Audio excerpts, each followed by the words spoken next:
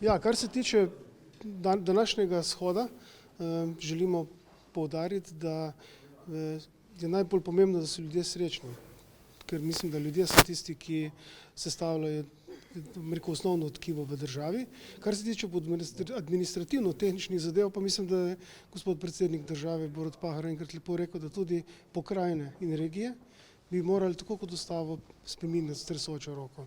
To pomeni, da jaz ne verjamem, da bo samo administrativno-tehnična sprememba države prinesla neko boljšo kvaliteto, namreč ker že zdaj smo pokazali, vsaj Posavci, da smo izjemno uspešni pri črpanju evropskih sredstev in da znamo sodelovati v državi in pa tudi čezmejno.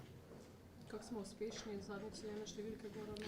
Mi smo uspešni tako, da smo si kar en lep del kolača zagotovili, to pomeni 24 milijonov evrov za to finančno perspektivo, kar veste, da je v tem globalnem sistemu vzhodne kohezijske regije en tak zelo lep uspeh.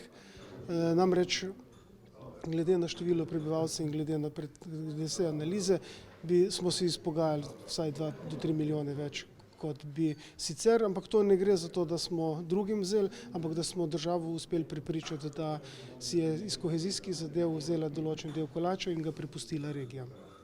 V kateri perspektivi je to, v tej, ki teče, ali v prejšnji? Ja, v tej. Koliko je to recimo procent? Prosim? Koliko denarja smo že počrpali Posavci, če bi v odstotkih govorili? Kar se tiče programov, to ne govorimo o regionalnih razvojnih programih, ker to je stvar države takrat, ko daje ta povabila ven. To pač mi vemo, da imamo zelo slabe rezultate kot država. Kot regija imamo počrpano pa več ali manj vse, kar smo do zdaj imeli. Govorim predvsem o projektih, ki so manjši, kot so projekti in programi LAS-a, lokalnih akcijskih skupin, kjer pa res dobimo pohvale, da smo dobro postavili sistem in smo tudi zelo uspešni pri črpanju. Imamo pa težave, tako kot jih ima vsak, s partnerji, kjer moramo določene stvari usklajevati, da teh upravičenih sredstev v bistvu je potem čim več.